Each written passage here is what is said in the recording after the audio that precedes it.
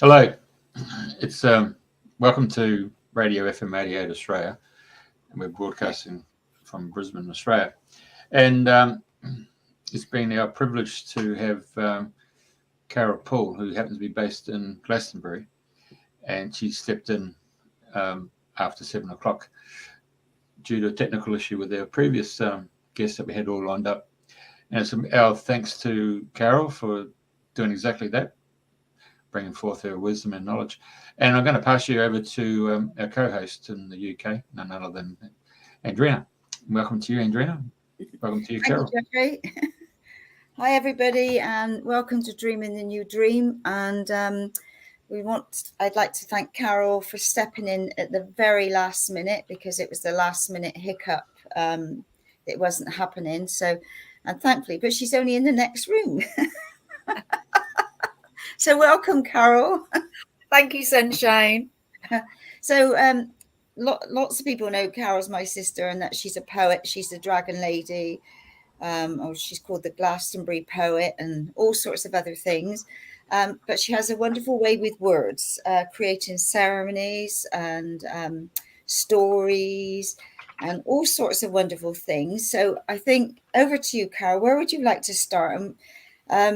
Thank you for coming in at such short notice. Well, thank you. And Jeffrey just said something about last minute. And it's so funny that you generally call me lastminute.com. I do. So I am totally unprepared, but we'll just go with the flow. And for anybody listening who's not in Glastonbury at the moment, Glastonbury is an absolutely magical place. And I am blessed to be living here. Hang on, I'm just trying to get this positioned a bit better. So I'm lined up with my beautiful image behind me. So I'm going to start. If you haven't heard it before, this is my Glastonbury poem, which is gone around the world without me. And it's one I quite often get asked to recite to people. And I did produce it some years ago as a poster, which I'll show you. I'm blotting out the website info at the moment because that website doesn't exist anymore. But that was what I produced at the time, with the images. So the poem is in the middle with the images around the outsides. And it was just something that came to me about, 2011, I think this copy was printed. And it was all the questions that people ask about Glastonbury. And it's well, not all the questions, there's always more questions. But I'm just going to recite it from memory, as I often do. So here we go. And I'm sure Jeffrey's got some images to put up to go with it. Glastonbury has a history of magic, myth, and mystery. But is it fact? Or is it fiction? Does its water cure affliction? Did Jesus come and sweetly smile on what was known as Avalon's Isle? Did his uncle plant the thorn which flowers every Christmas morn? Did an ancient ghostly hand map the ruins on Abbey land? Is King Arthur buried here with his Lady Guinevere? Is Excalibur, the famous sword, part of a buried treasure hoard? Was the Lady of the Lake a Glastonbury goddess, for goodness sake? Are the eggstones really portals that hide the fairies from us mortals? And have the fairies got a door to a realm beneath the Tor? Have they got a palace there with a king and a golden chair? A Gog and Magog wise old sages guarding the Tor as oaks of ages? What stories could the yew trees tell in the garden at Chalice Well? Do the ley lines form a grid? And where's the abbey's treasures hid? And is there a dragon with a tail watching over the Holy Grail? There's many a legend and many a tale, and lots of lovely goods for sale. Crystals, wands, and so much more, and pictures of the mystical tour.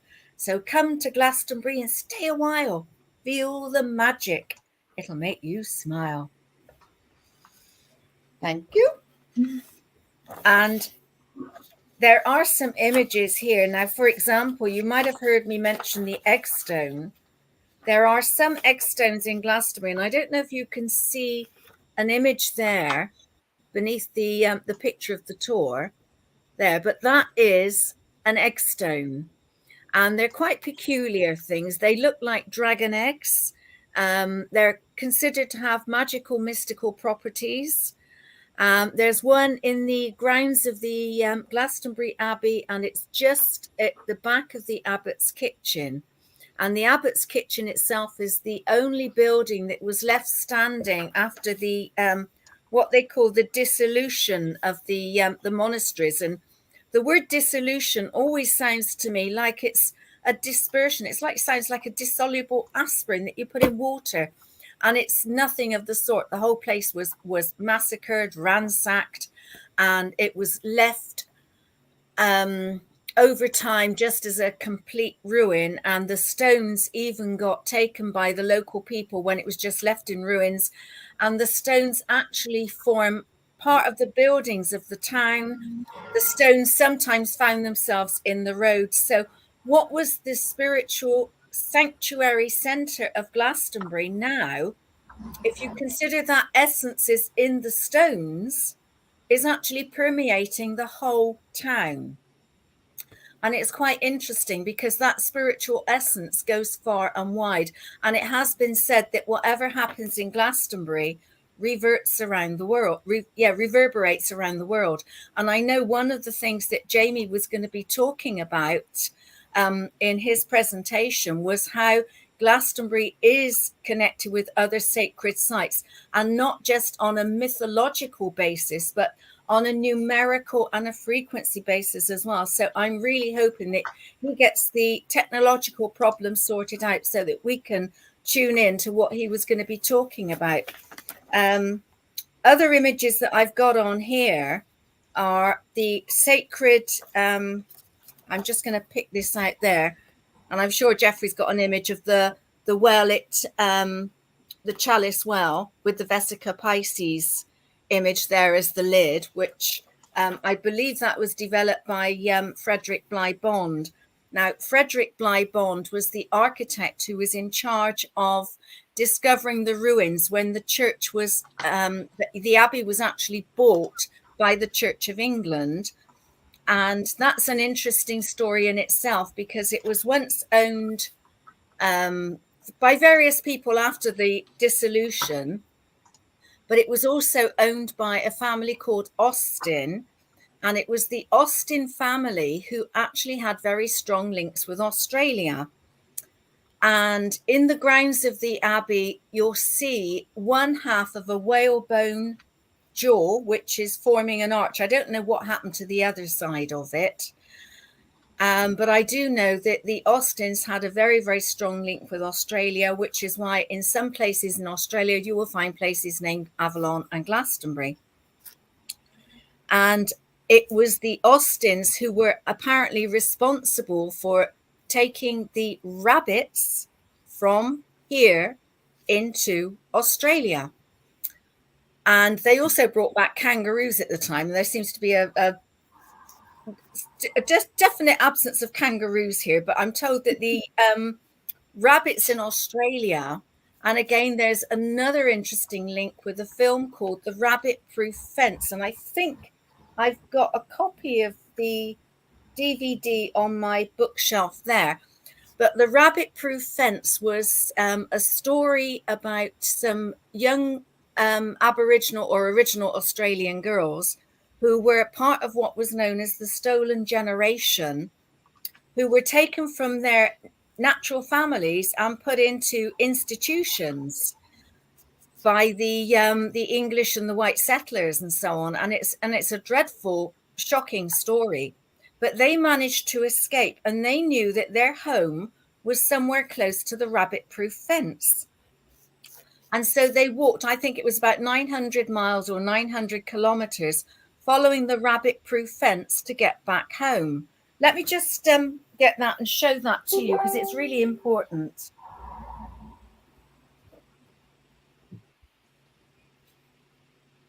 I took a picture of the egg stone at the Abbey the other day, but I don't know.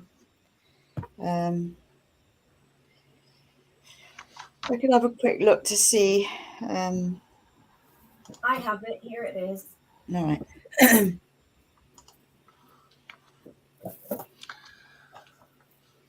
Right, very good.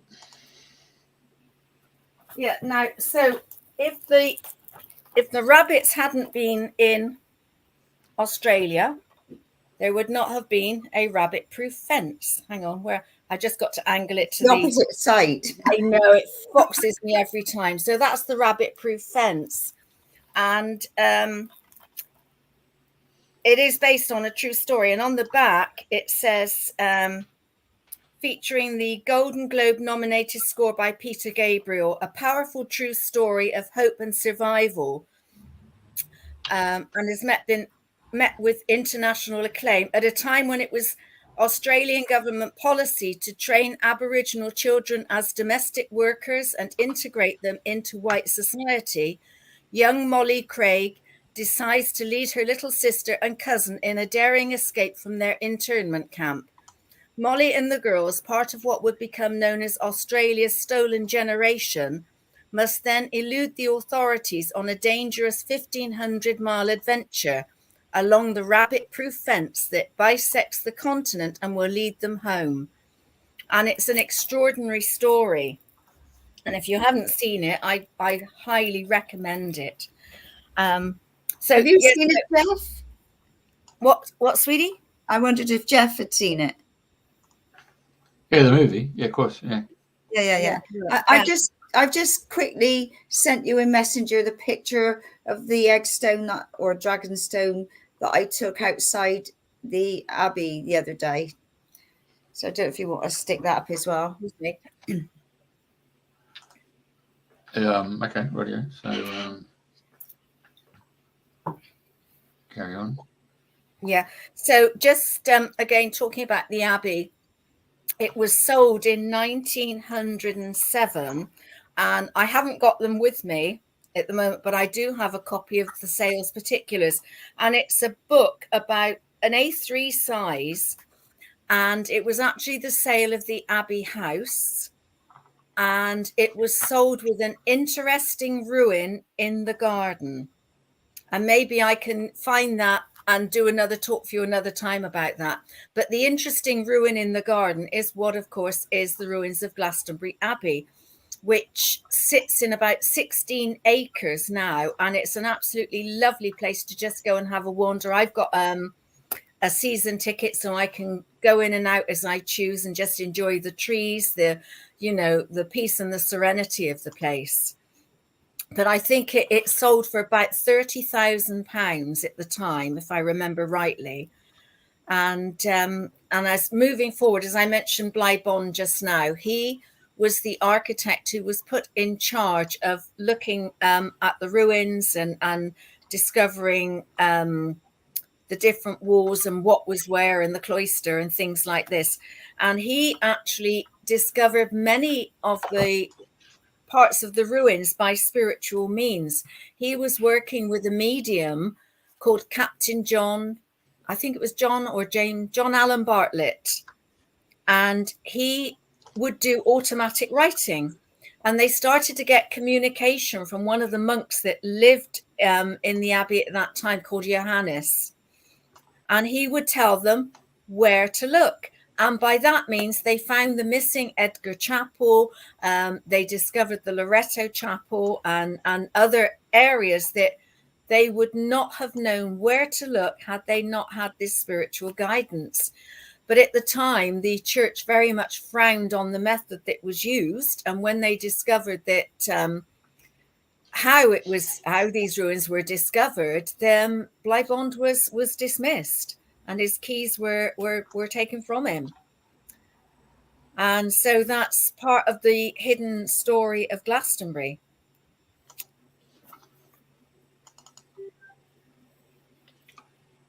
Okay, just hang on a second. Right. Carry on. I just went get the eggstone come up. All right. There's lots of tunnels, isn't there? And there's still hidden treasure to be found, which we're still looking for. Yeah. Yeah, I mean, people years ago used to, there's the eggstone at the Abbey. And some people think they've got magical properties. Maybe they have, maybe they haven't. But if you believe something strongly enough, you can often make it happen. And I've written loads of stories about how the magic is just in Glastonbury, and you can just sort of tap into it. It's said to be a place where certain ley lines cross, and there's said to be a dragon energy line that runs through this. And I think one of the dowsers, I'm sure it was Rory Duff, that said there were about 7 dragon lines throughout the world, and there was one that runs through Glastonbury. And I'm not an expert on this, but it said that if some of the ley lines cross or resonate at certain times, the power is even greater. And I recall reading some years ago about the film director John Boorman, who apparently had walked up the Tor. I think this was in the 70s, and come down with the idea for the film Excalibur. Maybe, maybe not. But if you happen to be in Glastonbury at a time when these energies are more magnified than normal, you can expect the miraculous to happen. We're working on that one, aren't we, Andrew? We are. Oh my gosh. But I mean, there are some beautiful places here. I mean, the Chalice Well Garden is a piece. I think it's called a World Peace Centre, and it's absolutely stunning, And what you can see now that Jeffrey's put up is the tower. That's what they call St. Michael's Tower. And that's all that remains. The rest of what was the small church behind it came down in an earthquake. I think that was around about 1275, but the tower still stands. Personally, I think it might be a lift shaft that goes either up or down, but hey, that's just another of my stories. And maybe it keeps down the as a Christian building, and Christian buildings were often put on places of power points and previous pagan temples and druidic temples and so on. And I do sometimes wonder if it's on top of the Tor. So it's effectively keeping down maybe the pagan beliefs, the druid beliefs. Who knows? Maybe it's keeping down the dragon energy. Maybe there really is a dragon under the Tor, as I've written. Would you like to read your dragon, seeing as you're mentioning the dragon? Well, as you know, I'm a great dragon fan. And this, again, is a poem that I wrote years ago. And I'm going to show you the image, again, covering up the website because it doesn't exist now. But this was Dragon Spirit Rising. And if you look at the top, now, I've got a picture of one of my dragons that were made by Seamus Joy. If I hold that up close, I've got 2 dragons made by Seamus. He's an amazing local wizard. And on the other side of this is the photo that you took, which you very kindly allowed me to use. And it was a dragon in a cloud with a rainbow running through it. Can you see that from here? I know you've got one as well, haven't you, Jeffrey? Yep. Yeah, and the image in the middle is of a dragon spirit rising from the Tor. Now, that was a painting on glass by Seamus's daughter, Tara Joy. She's an incredible artist, and it just seemed to fit the poem. So it was a little bit of a rousing one then, so I won't read it with the usual verve, shall we say, but this was called Dragon Spirit Rising. When the dragons awake from the dream time and are seen on Glastonbury Tor, the power will return to the people and we will be mighty once more. If you hear the dragons calling, if you feel them in your heart, if you've a fire in your belly, it's time to make a start. It's time to set the dragons free as guardian spirits of all, of fire, water, earth, and air. They're waiting for our call. These protectors of the planet are ready to come to our aid, bringing their mighty power so we won't be afraid. Dragon power is now moving through air and sea and land.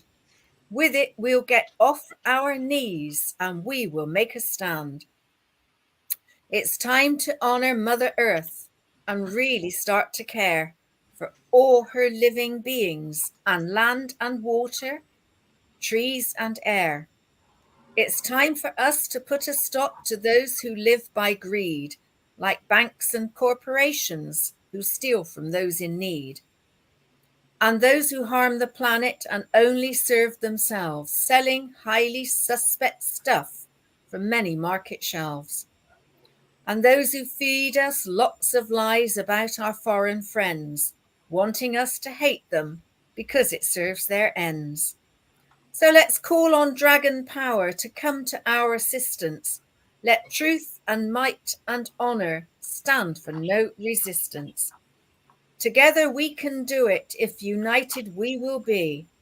All as one will get things done, then we will all be free. So breathe the power of dragons, be full of dragons' fire. Be true to you in all you do, and all will be inspired. The dragon spirit is rising, it's calling us to stand. And let the ancient mighty wisdom once more rule o'er the land. Very good. Thank you.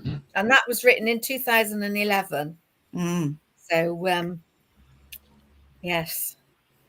And there's so many stories about the elementals here and, you know, the fairy realms and the dragons. And it's a phenomenal place. If you tap into the wisdom and the knowledge and just the stories, it can open up so many different more dimensions to what's going on, rather than just sitting at home and watching the news, the doom and gloom, the usual soap operas and so on. You know, going out and connecting with nature and just seeing and being is totally different. And there's one lovely gentleman that I've met recently in Glastonbury who's he just talks about nature in a way that I've never heard. And he says, oh yeah, now that dragon is outside the Library of Avalon.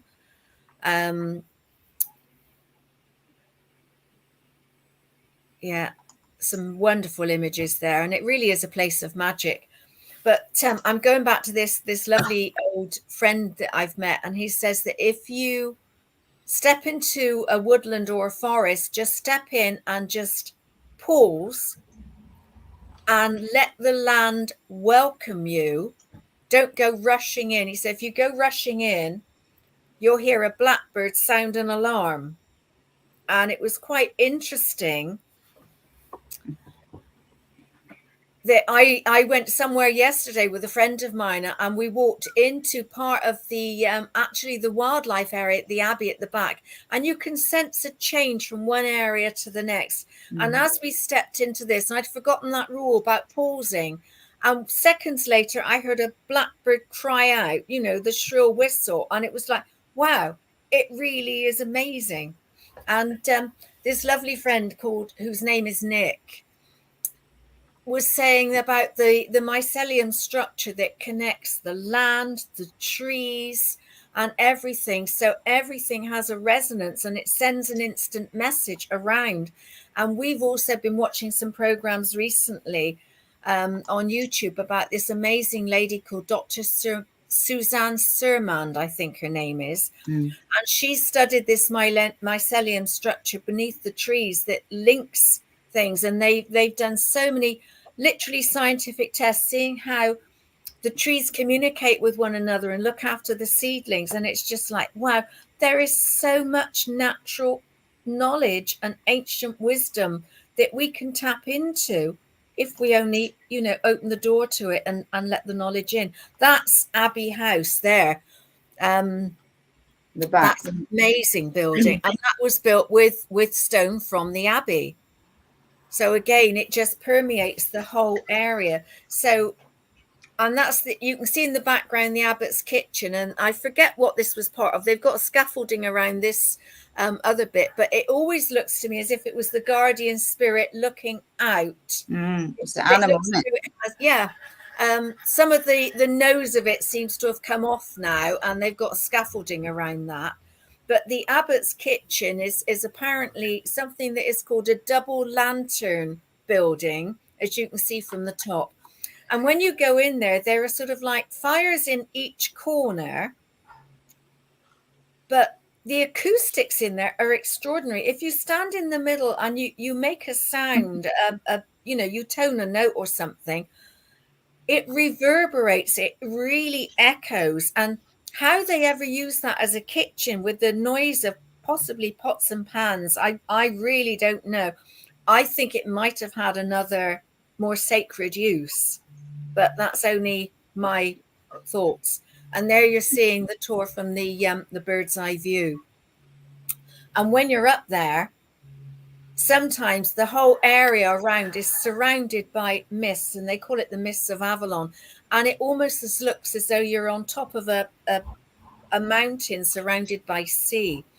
And at one time in the distant past, Glastonbury would have been at times surrounded by floods and shallow seas. And there was an ancient canoe that was dug out of the peat bogs. And this ancient canoe is a very, very long oak log, which until recently could be seen in an annex room at the back of the old tourist information place, which is called the Tribunal. That's the moat around Wells Cathedral there. That's what I thought. And the Tribunal is an old building in Glastonbury. I think that goes back to about 14 or 1500. And there is a room at the back where they have this old canoe, which is about 2,000 years old. And as I said, it was dug out of the nearby peat bogs at Godney, which was just outside of Glastonbury. And again, the word Godney, there are so many legends about visits from holy people, such as Joseph of Arimathea, who, the legend has it, brought his nephew Jesus to the area. And many people believe that Jesus was taught here by the Druids. Whether or not that's legend, I don't know. But there's a nearby village called Priddy, which is on the Mendips, which is not far from Cheddar. It's not far from Wells. And they had an old legend there that used to say, when our Lord was in Priddy. And when you think that much of our storytelling was handed down by oral tradition and song and so on, so there's often a grain of truth that runs through things. And we know that the traders in tin and things like that would come across the seas. There are people that think Somerset was named after the Sumerians. I don't know. I'm just gathering together some of the legends and the stories that come together.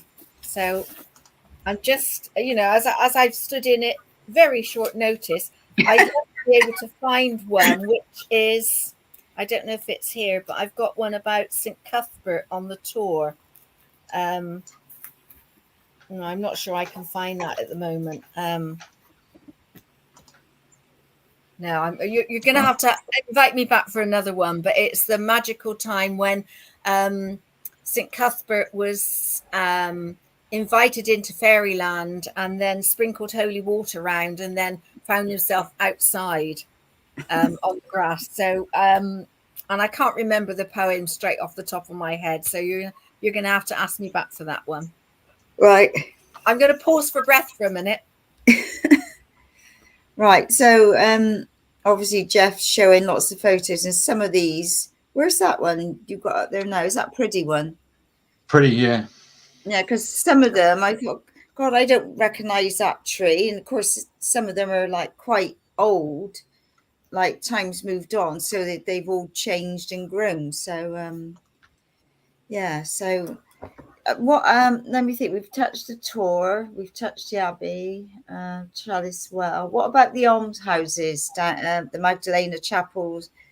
Well, Andrew's got a question there. All right, Carol, have you had any personal supernatural experiences at the tour? That's why hair went curly. That's putting me on the spot, isn't it? Yeah, well, you've got curly hair, Jeff said. I've often seen lights around, and I've been privileged to be there sometimes when the light from the sun, if you got there at sunrise and you can see the light would come through the openings of the abbey, and I've taken photographs, and it's really, the rays of the light have been phenomenal. And I know you've taken photographs of orbs, haven't you, Andrena, up there? I am, yeah. So, I think the most supernatural experiences are some of the strange people that you meet going up and down. You know, it is a magical place. You can see 7, I think you can see 6 or 7 counties. 7, I think it is. Yeah, you know, and there is something, you know, it's a bit of an effort to get up there. I think it's about 500 feet. No, is it 500? No, it can't be 500 feet above sea level, can it? Or I forget what the actual measure is, but you know, it is a little bit of a hike up. And there is an egg stone on the side of the tour, which is quite difficult to find. But when I was looking for my abode here again, because I've lived here on and off for a number of years, and I knew I needed to be back. And I was putting the feelers out to find out, okay, where do I need to be? And one of my friends said, you need to go and sit on the egg stone the tour, you know. So okay, I'll do whatever it takes, you know. And do you think, I mean, I've been there before, but sometimes it's really curious. You can't quite find where you're going. So and it was a wet and windy day, and I couldn't find it, and that was like, okay, I'm going the wrong way, and so on. So I went and sat on the one at the back of the abbey, and within a very short time, my place where I am at the moment, thank you, came right, into we're going around when we finish. I'll sit on this stone. Yeah. So I have had some strange supernatural experiences, but not necessarily relating to Glastonbury, but or not specifically the tour. But there are people who've had visitations, especially in some of the places around, that have got a really strong energy of ghostly sightings. And there have been people that have seen and heard extraordinary things. And as I said, there are times when, if you like to say, the veil is thinner, that's when the communication comes through. And sometimes you just have to sit quietly and be in a receptive state, and you'll be amazed at what information comes to you. Right, I'm just going to shut the window a minute. They're taking the scaffolding down, so I'm just going to mute. Okay, so don't forget we've got the chalice wells and the white well. Chalice is the red well. Yeah, the White Spring is quite a magical place as well. That I think that is, it one time became a reservoir for the water companies, but before that, I'm told that it was a cascade of lovely little waterfalls and so on that came down that hill. And of course, around Chalice Hill is where Dion Fortune lived at one time. Now, she was a very famous author and initiator of esoteric mysteries and things like that. So Glastonbury has a long line of drawing in people who are attuned to the mysteries of this world. As you can see, some of the symbolism that you're showing there and it really truly is a magical place. And you're not meant to take pictures, are you, in the White Springs? No, they don't seem to like that. I'm not quite sure what, the reason is behind that, but and that's, yeah, you're showing some of these lovely images of Chalice Well. And of course, Chalice Well has the 2 streams of water, what they call the White Spring and the Red Spring. And I think the Red Spring is iron rich. We were talking about the Red Spring coming from the Lion's Head Fount, weren't we, yesterday, Dream? Yeah. As it comes out, if you have 2 glasses that are put right next to each other, and the water comes down right as on the two. The water spirals a different way in each of them, doesn't it? Now that might be a natural phenomenon, I don't know, but it's another of those things that you notice that is slightly more magical. Yeah, and I did do a little video of that, but I'm not sure if I can quickly find it. Just bear with me a moment. I mean, going back to the my Glastonbury poem, which, as I said, I did years ago, that I saw those lovely little flowers. I have no idea what they were called. Hang on, I've got to go the opposite. Right, I've got my finger on it now. There. No. This is so disorientating, you know, but I thought they looked like little fairy castles. And I thought, oh, you know, so they had to go in as well. Right, search videos. I remember going into that White Well with Willem and toning in there. The acoustics was just absolutely amazing. Just had to find the sweet spot. Exactly. And, we did, you know, we did that once in the Abbott's kitchen with a group of people that was oh yeah, there you go, Baker, absolutely. And because I've actually gone and toned in the Abbott's kitchen, so you do have to find the sweet spot. Once you do, it just resonates. Really fantastic. Yeah, and that was extraordinary. We did that with Christian Kyriakou, didn't we? Dream with a group of people. Yeah, yeah. And they had a medieval fair recently in, I think it was in May, in the Abbey, and they had Tom Billings Recorder Quartet in there playing, and that was magical. And the sound, again, it has a different quality in there. I don't know enough about sound and acoustics, but there is something truly magical. We have to go in there and do a bit more toning and get a few people to come together and say, let's all meet at 3 and then just do some toning. So yeah, that would be fun. Yeah, so all our toners in Glastonbury, come to the Abbey. Yeah, come and get in tone. You know, I often think, you know, when you look at the word, the biblical or the religious word atonement, I think sometimes it is either at one-ment or a tonement. Or tone me. Yeah, absolutely. That's a good one. Tone me, you know. And I mean, we see, you know, I see magic in words constantly. I mean, I love the words like fundamental is not enough fun and too much mental. But hey, that's just my take on things. Yeah, I'm going to say about the mental, but we won't go there. No, perhaps not. Oh, God. Right, what else can we cover in Glastonbury? So we still haven't spoke about Magdalena Chapel. Oh no, you said about the almshouses. Now, yeah. I think there's a little mini museum in there, isn't there? And I think if my memory serves me rightly, the almshouses, I was going to say the more modern ones, I think they were endowed by the Austin family.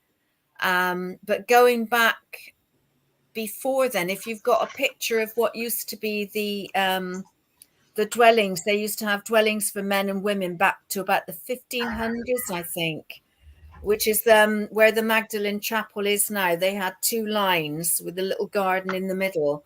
And they're just, I think they're stone buildings, and they're just almost like a one room.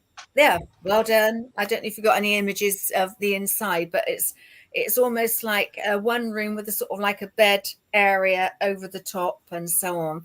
And that's the Magdalene Chapel. And that, of course, is where we had a little ceremony to honour our mum, didn't we, Dreen, after her passed on. And in fact, in answer to one of Andrew's questions earlier, what we did with our mum's remains, we mixed them with a little bit of glitter and we actually sprinkled her off the tour. Or what was left of her body, should we say. I'm sure she's elsewhere, you know. But and that's another magical place there. And that's a nice place for toning in there as well, isn't it? That gives a lovely sound. And I think they do have toning groups, don't they? I don't think that's it. Where's that? That's the Catholic church, isn't it? Next door, the Yeah, I thought that was much too big to be that little chapel. What do you call those flowers, by the way? They look like pansies. Pansy. Eh? Pansy. By the look of it. Okay. But they got lovely faces on them. And there's a little finger labyrinth as well at the Magdalene Chapel. The entrance, isn't it, as you go in? And there's a labyrinth in the ground at St. John's Church that that people like to walk around. And the area outside St. John's Church, which is halfway up the high street, tends to be quite a gathering place for people. And I have a theory that and sometimes it's some of the more needy people, should we say, in the community. And I have a theory that there's almost like an ancient pathway, because the entrance to the Abbey would have been opposite there. We know the entrance to the Abbey now elsewhere, but I believe the main entrance to the Abbey would have been where the co-op is now, on that side, along there. And if you think the animals have a migratory path that they follow for sort of like, generations and generations, and birds will follow the same path back to their breeding grounds and so on.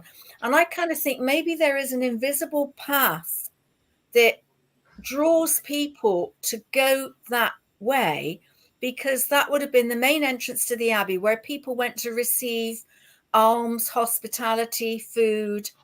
The monks in the Abbey had a hospital garden and things like that.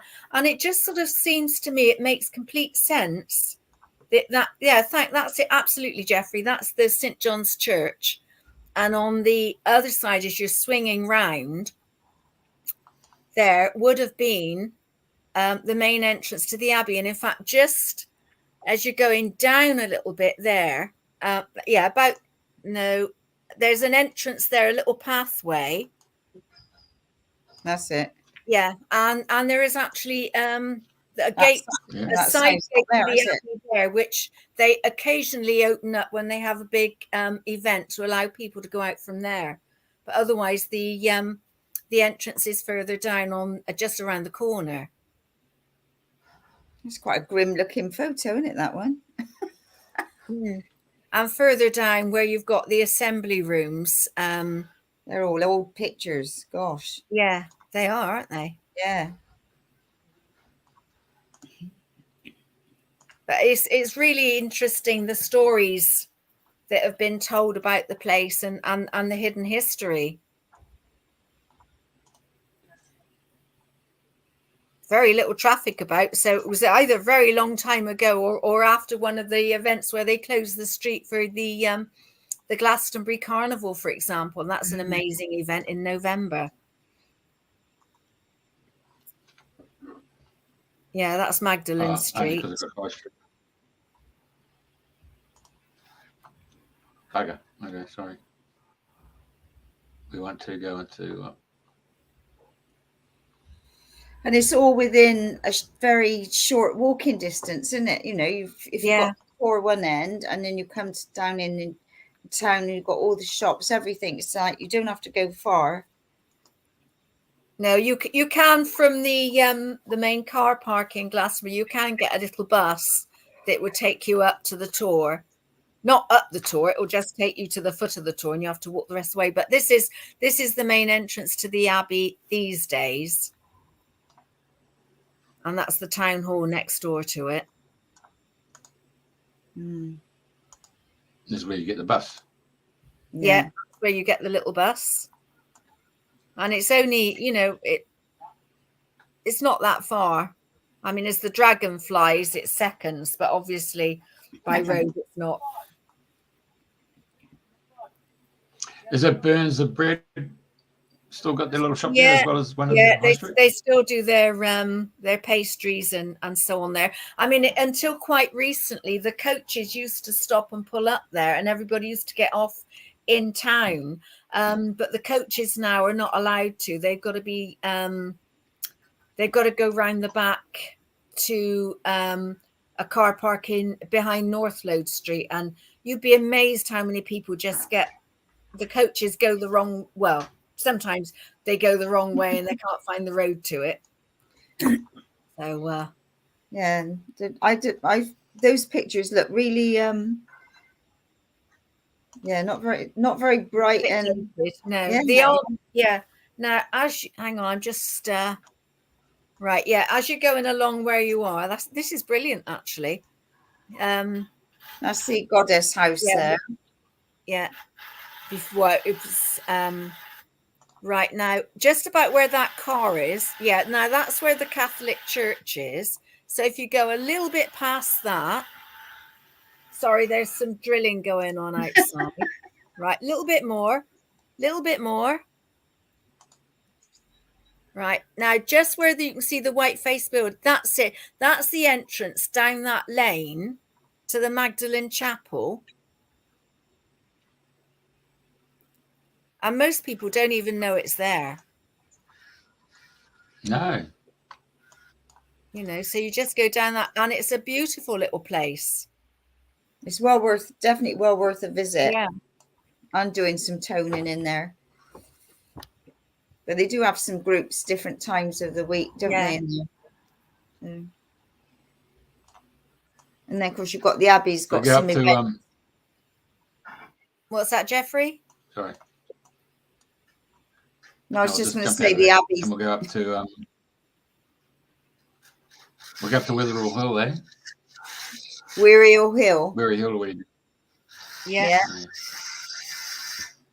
That's another right. I can't find that one at the moment, but it started off in that direction is Weariall Hill, where some of the legends begin, with Joseph of Arimathea, a merchant who traded in tin. And it goes on like that, but I can't remember the rest at the moment.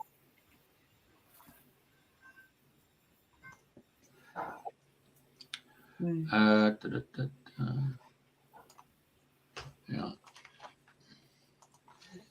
W-E-A-R-Y, not Weariall. Yeah, Wearyl. Weariall. Yeah. And when you sit there, you've got a nice view up to the Tor.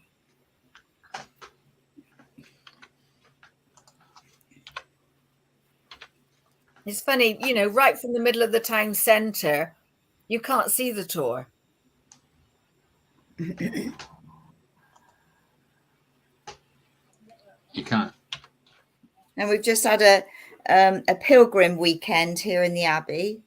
So They had the Anglicans on the Saturday and the Catholics on the Sunday. And it's always interesting. There are so many different processions that people come and different pilgrimages and so on. And it really does attract people from all over the world. And I know that we've got so many different conferences. We have the Glastonbury Symposium that covers all sorts of things from UFO, and I know Mary Rodwell has spoken at the conference there before, and I know she's been on your show. There's megalithomania. There's all sorts of unusual things that most people don't know they don't know. So it can be quite an educational place. I mean, they have a goddess conference, which I think this year is in August, and women will come from around the world, and so will men. I don't have a list of all the things in front of me to tell you what's on, but I mean, they have regular fairy events and markets and so on. And there are some incredible crafters and artists in this town, and the musicians. And for anybody who loves music, I mean, one of my favorite places on a Sunday for music is the what's now called the Queen of Cups. It used to be known as the Hawthorns, but they have some of the best local musicians all just get together and jam, and they take it in turns, and how they all manage to sort of like just miraculously be in harmony together and play is just awesome. I love it. I think we've nearly covered all of Glastonbury now, haven't we? Oh, there's always more, but I think but the main, I mean, the Georgian Pilgrim is another famous place, isn't it? Yeah, that's one of the oldest public houses in the country, and it was said to have been built so that instead of the, I mean, I might be wrong on this, and if I am, somebody will correct me, but because they had so many guests at the Abbey to look after, if they built a hostelry, then they could, you know, some of them could stay there, so that they only really looked after the important guests at the Abbey. And so that's, I believe, the legend of the origin of the Georgian Pilgrim. And there were tunnels, apparently, that would link the one place to the other, so that people could potentially come and go without being seen. And there are lots of tunnels around. And I think you mentioned about that earlier.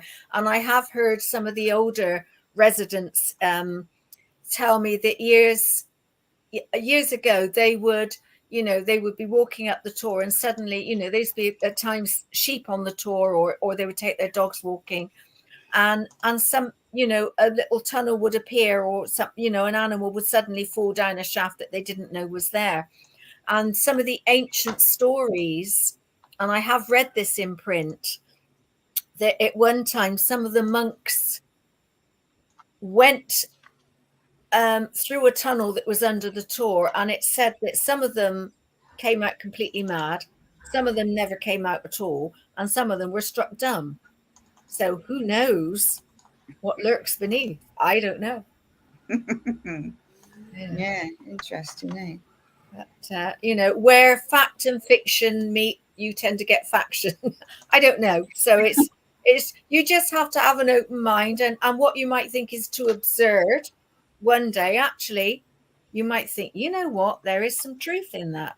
I mean, you know, people have talked about seeing elementals and fairies, and you do sometimes see ordinary people walking up and down. You think, oh God, they look as though they were from a fairy realm. They've got pointed ears, and some of them have got attached pointed ears because they bought them, but some of them do seem to have natural pointed ears, you know.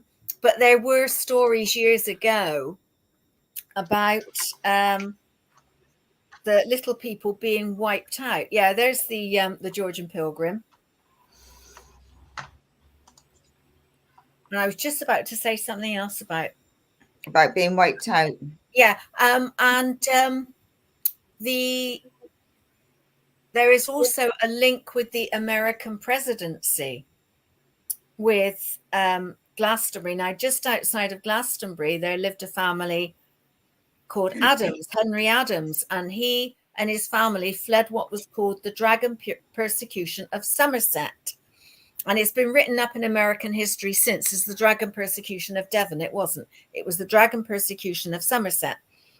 And this was in about the 1500s, and he went to America with, I think, again, I'm going from memory, 9 possibly of his 10 children.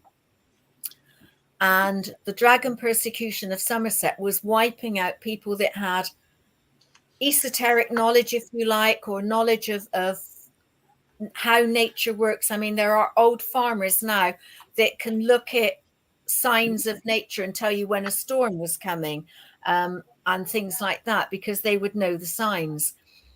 And anyway, this particular family spawned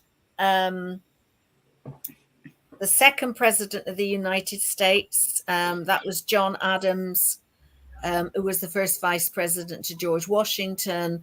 And you've also got then the same family was Samuel Adams, who was partly responsible for the Boston Tea Party and so on. And John Adams was instrumental, I believe, in helping to create the Declaration of Independence.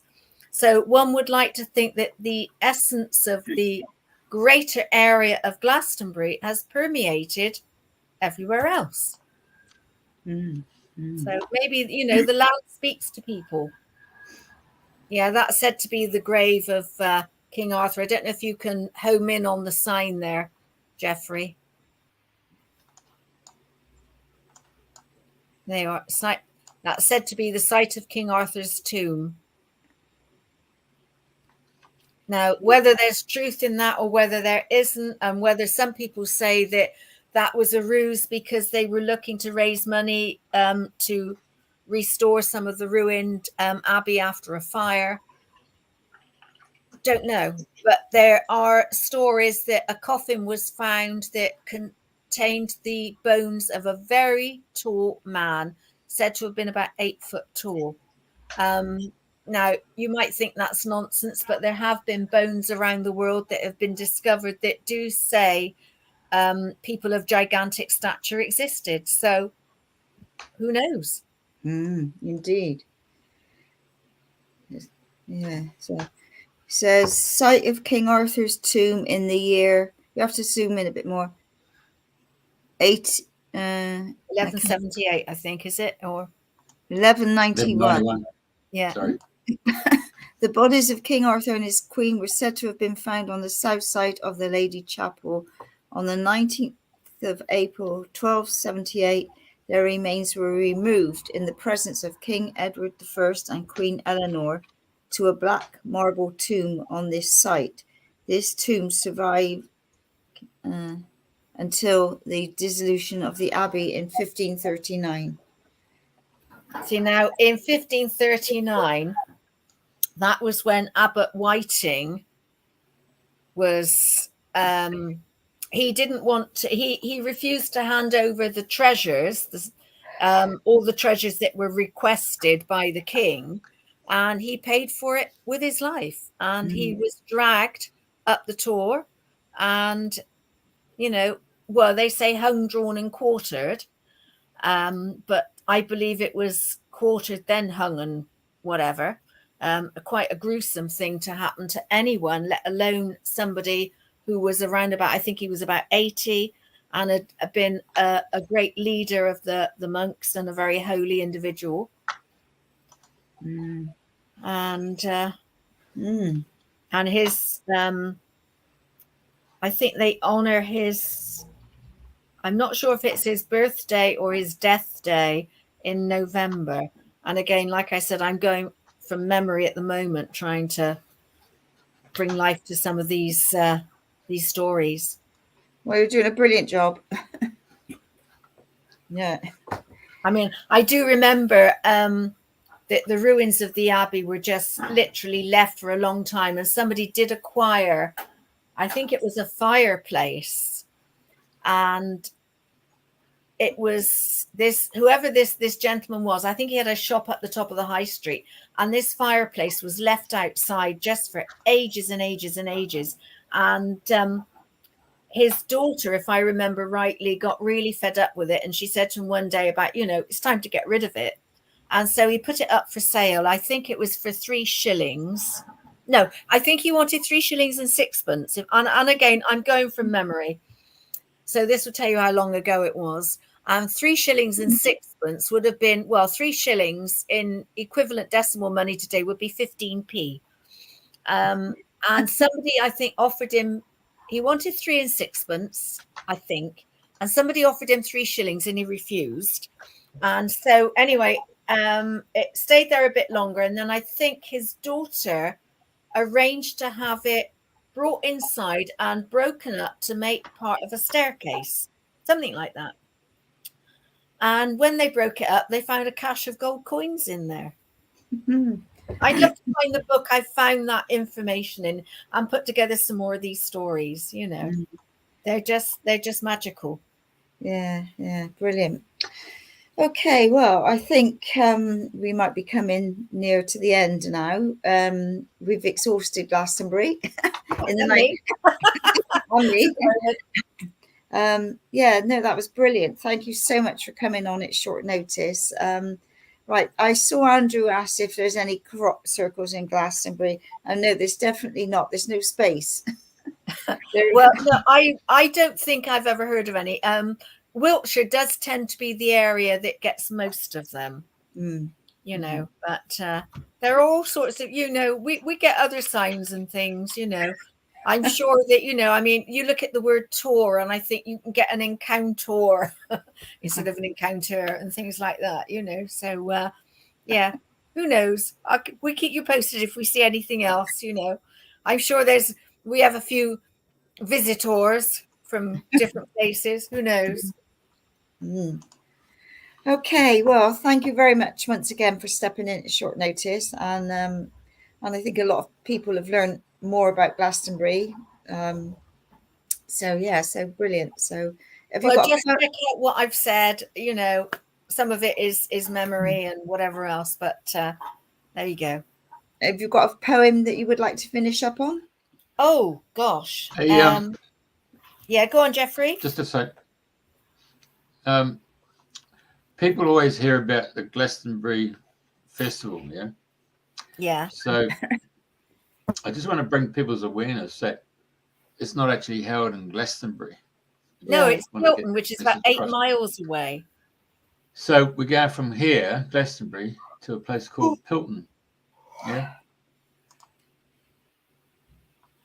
And that's where the actual festival takes place.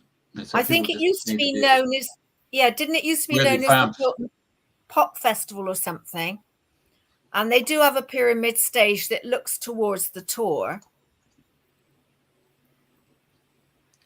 Yeah, there's a tour there. Yeah, in alignment.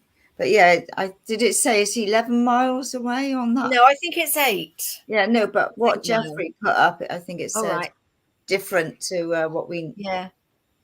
Yeah. But yeah, it's a good 8 miles away from Glastonbury. So, and everybody thinks, oh, we've been to the festival, but we haven't. And what I also find interesting, because I mean, it was only held a couple of weeks ago, is that, a lot of the cafes shut in town because they are obviously catering at the festival because it's more profitable for them. But also when the traffic comes out of Glastonbury, you think it would come through the town, and it doesn't. It's forced to bypass. So, it's an incredibly quiet time here. And you would think that the town that is given the name to the festival would benefit from people coming here on the way or on the way back to top up their shopping, to get their supplies, maybe to have a look around the area. But no, they don't. Spoil sports. Yeah, they get ferried off elsewhere. Or they get, traffic diverted to go elsewhere, which, some people might think is a blessing, some people might think not. But it just seems absurd that the shops and the businesses here don't really benefit from people passing through. Yeah. Yep. Yeah, so 8 miles away from Glastonbury is where the festival was held. But I mean, I know years ago when they used to come through, you'd meet all sorts, and they'd come back with mud and tents and God knows what else.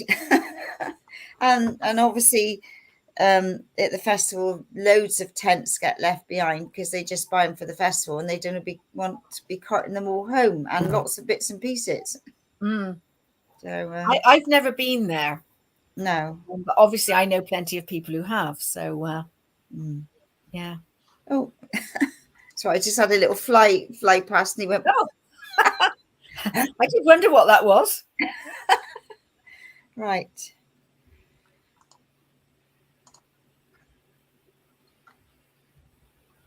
Yes. No, I've never been yet, but you never know. But I want to be in the VIP bit. I don't want to be traipsing through fields trying to find a tent. Crikey, no. I don't know how they manage. I truly don't. And who ends up in what tent, eh? Oh, okay. Yeah. This weekend it's another event in Somerset, isn't it? The Healing Weekend, isn't it? Oh yeah, that's well, you know a lot more about that than I do, but I mean, yeah, it's going to be awesome. It's we're going to Wildlife Park at East Huntsville near Bridgewater, Friday, Saturday, and Sunday. So over to somebody else to tell more about it. Well, while Jeff is looking, we usually we helped Bill Harrison start off in his back garden many years ago. and that's where we met Jeff and been long-term friends ever since. But it's just expanded and expanded, and now Elaine does it on her own with all her team. But there's just so much to see there: tents and marquees, and there's drumming, there's chanting, there's dancing, there's crystals, there's meditate, everything that you could expect at a festival. Is it the healing weekend? Highly recommended. I think it's £5 to go in through the gates of Secret World, and then you go in through the next bit, and if you want to do workshops, it's £10 for the day, and you can do as many workshops as you like, and there's usually 3 running at the same time every hour, so you can do all sorts of things. And what we find is we go around and we meet people and we chat, and then we have some lunch, and we miss a lot of the workshops, so we come back the next day and do some more. So plenty to see. So just definitely high, and it's really affordable, but there's plenty to do, to see. Dancing, drumming, fluting, fairies, and all sorts of magic there. So on that note, I think we will say once again, thank you very much for stepping in at short notice, and time to put the kettle on for a cup of tea. I think so. And just in case anybody is wondering what this is here, I headbutted a bookcase the other day unintentionally, so there must be a book on there that I have to read. But yeah, no, I was incredibly lucky. It came up like an egg shape. I've just got a little bit of bruise coming out now. But I was very, very lucky. I didn't do any more damage. So, that's why I've got what looks like eyeshadow up there above the eye. So, Anyway, thank you for, inviting me to stand in. Hey. Well, thank you for standing in. All right, cup of tea time. Thank you, Jeffrey. Yeah. Thank you, everybody, and tune in next week for another interesting guest. And we'll sort Jamie out another time to get him back on, because he's put an amazing PowerPoint together, and it'd be so lovely for him to share different numbers game altogether. I've never met anybody that talks about numbers the way that Jamie does. So, okay, thank you, everybody. Yep, and don't forget, folks, it's taken some time, but not only the shows, 175 shows, but they're all either on YouTube as Radio FM88 Australia, but they're also on Spotify. So you can go Radio FM88 Australia. So, yes, so all the shows in full video. Another venture there. Of course, you can do Facebook, but YouTube, and YouTube's pretty good because it gives you the playlists as well as the live shows, and obviously there's some benefit for people. And it's also on Apple Podcast, Amazon Podcast, Google Podcast, and iHeartRadio Podcast. So all the shows, 175, are all on those particular venues. I would recommend the YouTube and Spotify. And Spotify's, I can't believe it's only been on for 4 weeks and it's just gone gangbusters. Also, we've got a new app. So the new app is a web-based app. It doesn't have to go through Google Store or Apple Store. Bloody brilliant. These young kids, they really know their way around computers, isn't it? So if you jump on where I've got on my name down there, see that download 24/7. That's the radio station. You can be anywhere in the world. You can listen to the radio station 24/7. And of course, the music comes from all around the world. And we have a different animal on the hour. It does a time call. So if you just jump on to radiofm88.com.au/listen-app, it's got the written instructions for Android users and Apple users, but they're a little short, 1 minute, 30-second little video clip. And the first part's Android, and then you skip and you go into the Apple. Really plain English, designed for people who don't have much knowledge about tech. It's really easy, yeah. And then it's on your mobile phone. Excuse me.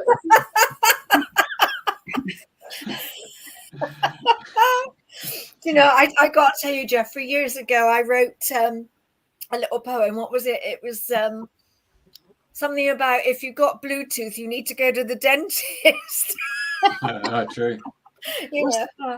What's Yeah. Diane put? I understand that for the first 3 years it was held at the foot of the tour before it was banned, and then it was moved out. Oh, what, the festival? I don't Yeah. know about that. No. Yeah. So, No, anyway. Okay, time for a cup of tea, folks. Yeah. absolutely. Okay. All right. Bless you all. Thank you very much. Thank you. Bye.